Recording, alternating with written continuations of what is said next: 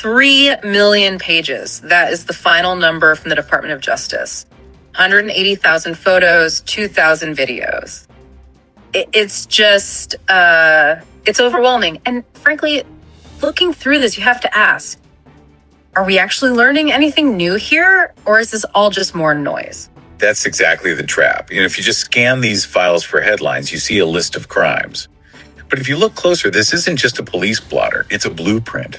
The whole mission of this deep dive isn't to rehash the scandal, it's to analyze the system itself. The system? Yeah, these documents really show how a convicted sex offender kept his high-level access for decades through, well, what you could call conscious blindness. And the headlines are definitely focusing on that access. We're seeing all the photos of Bill Clinton poolside, emails linked to Bill Gates. Yeah. There are even inquiries about Elon Musk and the island parties, which we should be clear, he has flatly denied. All right. But it all feels a bit, I don't know, tabloidy. Okay. Does the photo actually prove anything beyond really, really bad judgment? It proves reputation laundering. That's what it proves. Look at the dates. A lot of these interactions, the emails with Gates, those photos with Mick Jagger, even Michael Jackson, they're happening after Epstein's 2008 conviction. After? Wow. He was using them as social camouflage. Yeah. You don't look like a predator when you're standing next to a Rolling Stone. You look like a cultural icon. So it was never about friendship. It was all about utility. Precisely. Yeah. It was a transaction. He offered the elite these completely private environments, jets, islands, you name it. And they were all managed by Ghislaine Maxwell. She didn't just invite people, she removed all the friction. No logs, no prying eyes. Exactly. And in exchange for that privacy, the elites gave him legitimacy. Speaking of legitimacy, that brings us to the weirdest part of this whole data dump for me. I was scrolling through the geographic tags, and there's this massive, really detailed section on Turkey. Why? Why is a guy based in New York and the Caribbean so deeply entrenched in Turkey? This is probably the most significant new revelation about his global reach. It wasn't just vacations. The files show a specific email from 2014, again, 6 years post-conviction. It's from a board member of Robert College, which is a very prestigious school in Turkey. Okay, let me guess. Looking for a donation? No, actually. Yeah. Asking for a favor. The board member was pitching the school as a center for Western-type liberal education. And he was asking Epstein to broker introductions to huge global funds, like the Gates Foundation. That is wild. A school official is asking a known sex offender to open doors for them.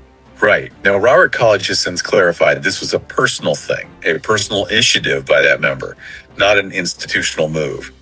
But it proves that even in 2014, internationally, Epstein was still viewed as a gatekeeper. He was a useful asset. But the Turkey files get much darker than just emails. I saw the credit card statements. You're looking at the travel logs to Antalya. Epstein's personal card paid for airfare for young women to fly to a hotel there, supposedly for massage training.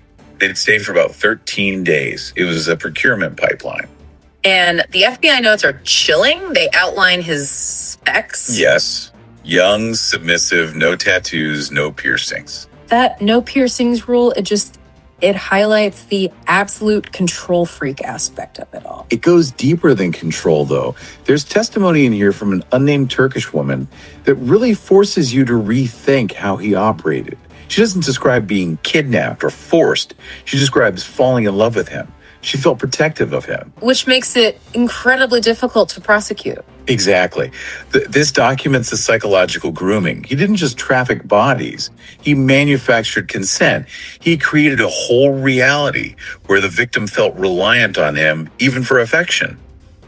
That emotional attachment is why the network stayed silent for so long. So this brings us right back to the start. 3 million pages showing a network that spanned from Palm Beach to Antalya, all involving some of the world's most powerful people, and all of it happening in plain sight.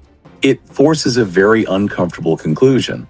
This network didn't survive despite the institutions around it. It survived because of them. The legal system, the financial system, the social elite, they all provided the cover he needed because he was useful to them. And even with 3 million pages out in the open, there are still so many blacked out lines. You just have to wonder, if this is what they released, what are they still terrified to show us? Thanks for taking this deep dive. Keep reading between the redactions.